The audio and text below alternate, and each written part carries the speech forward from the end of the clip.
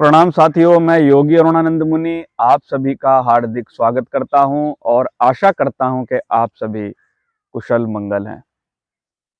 साथियों, एक मित्र ने सवाल पूछा था कि मरने के बाद ही राम नाम सत्य क्यों बोला जाता है और राम नाम सत्य ही क्यों बोला जाता है, कृष्ण नाम सत्य है, दुर्गा नाम सत्य है, हनुमान नाम सत्य है, आदि आदि नाम क्यों नहीं बोले जाते।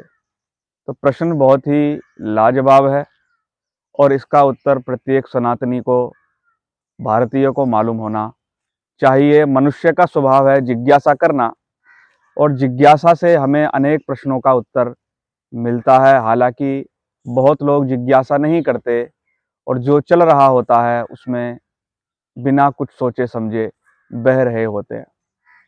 तो राम नाम सत्य मरने के बाद ही बोला जाता है। नाम तो राम का है, लेकिन साथियों, अगर किसी का जन्मदिन बन रहा हो, किसी की शादी हो रही हो, कोई शुभ काम हो रहा हो, अगर आप उस समय बोलें राम नाम सत्य है तो उसको कैसा लगेगा? शायद उससे आपका झगड़ा हो जाएगा अथवा वो अपना मुंह बना लेगा और बोलेगा ये किस प्रकार के दुर्वचन बोल रहा है।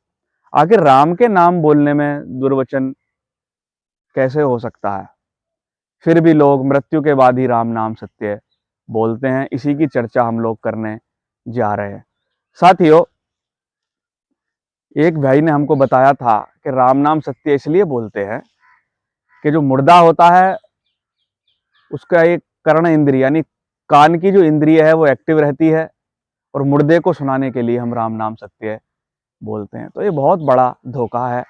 आदमी धोखे के नए नए जाल इजाद करता है, खुद को धोखा देने का नए नए तरीके इजाद करता है। जो मर गया उसकी कोई भी इंद्रिय काम नहीं करती, और अगर उसकी इंद्रिय काम कर रही है तो वह मरा नहीं है, बेहोश हो सकता है अथवा जीवित है।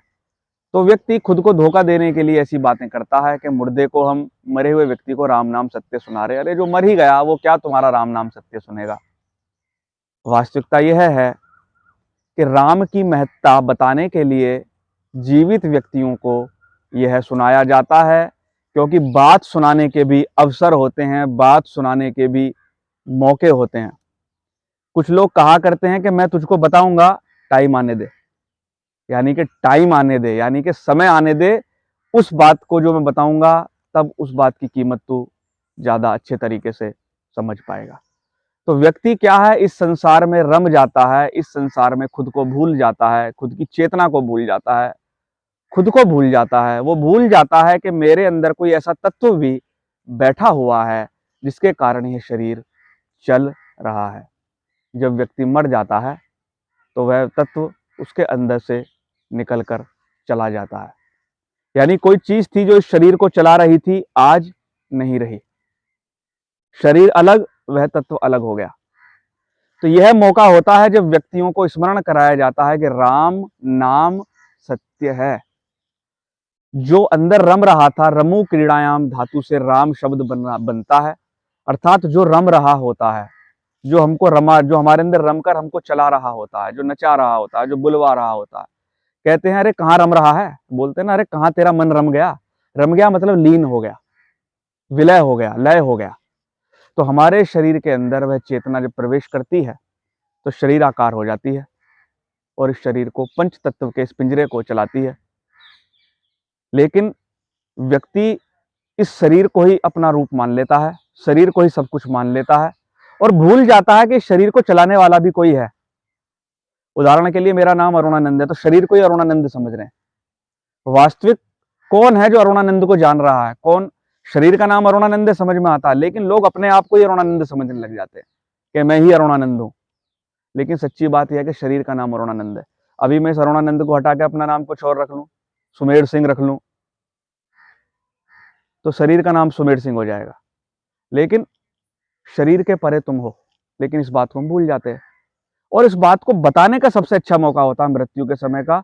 जो शरीर को चला रहा था वो चला गया, वो जो राम रम रहा था वो निकल कर चला गया। अब शरीर पड़ा है, उसको बांस पर लेकर हम जा रहे होते हैं। उसी राम का नाम सत्य है। जो आत्मा राम है, जिसके अंदर रम रहे थे, उसकी महत्ता इतनी है कि वो तुमको ही नहीं इस पूरे जगत को चला रहा है। आज वो नहीं रहा तो तुमको कोई बैठाने को भी तैयार नहीं है, तुम्हारे शरीर को कोई रखने को तैयार नहीं है, कह रहे हैं कि ले चलो शमशान घाट में। तो इस शमशान वैराग्य को पैदा करने के लिए, जगत की सच्चाई बताने के लिए राम नाम सत्य बोला जाता है। साथियों, इस राम की महिमा को पहचानो।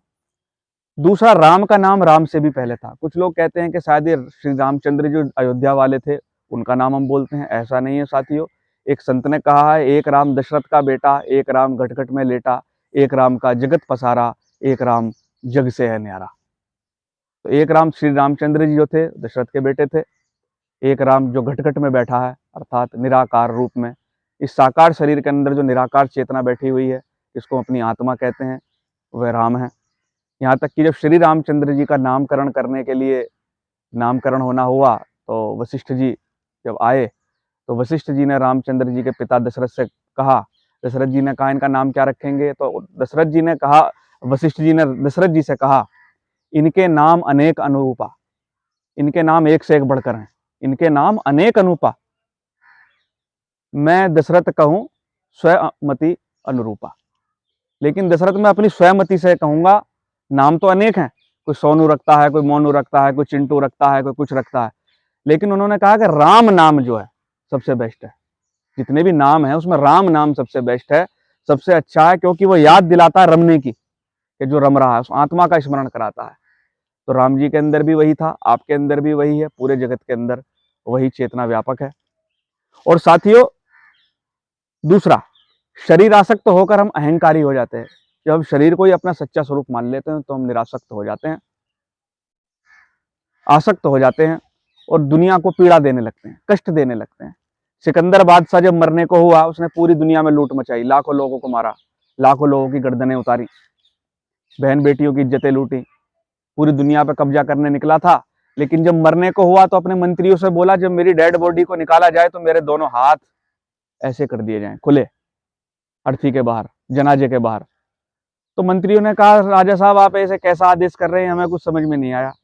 बोले, उसका अर्थ यह है, मेरे हाथ बाहर कर दिए जाएं और साथ में मुनादी पीटी जाए, डमडम बजाया जाए, डमरू बजाया जाए, नगाड़े बजाए जाएं और लोगों को बताया जाए दुनिया को लूटने वाला सिकंदर भिखारियों की तरह जा रहा है, खाली हाथ जा रहे हैं सिकंदर। तो सिकंदर जैसे बादशाह, सिकंदर जैसी प्रवृत्ति के लोग शरीर को जब अपना स्वरूप मान लेते हैं कि ये हमेशा रहने वाला है, तो दुनिया पर अत्याचार करते हैं। वो राम को भूल जाते हैं, अंदर बसने वाले राम को भूल जाते हैं कि सबके अंदर वही राम बैठा हुआ है, सबके अंदर तुम्हारी ही जैसी चेतना बैठी हुई है। जैसा तुमको कष्ट होता है वैसा दूसरे को भी कष्ट होता है, जैसा तुमको पीड़ा होती है वैसी दूसरे को भी पीड़ा होती है। और सबकी गति एक है, मृत्यु सबको समान कर देती है, मृत्यु के समय सबको बांस पर लेटा कर ले जाया जाता है। तो उस आत्म राम को स्मरण करने के लिए, उस आत्म देव को स्मरण करने के लिए, उस आत्म शक्ति को स्मरण करने के लिए, उस श्री राम को स्मरण करने के लिए जो तुम्हारे अंदर रम रहा था, मृत्यु के समय का समय भारत के ऋषि मुनियों ने, लोगों ने चुना। इसलिए बोला जाता है राम नाम सत्य है। तो अपने भीतर के राम को स्मरण रखो, उसको जानो, उसको समझो, ताकि तुम निर्भय हो सको, निश्चिंत हो सको, इस जगत में सत्य का, शांति का प्रचार कर सको, क्योंकि राम नाम ही सत्य है। साथियों, वीडियो पसंद आए तो लाइक करना, शेयर करना, चैनल को सब्सक्राइब करना।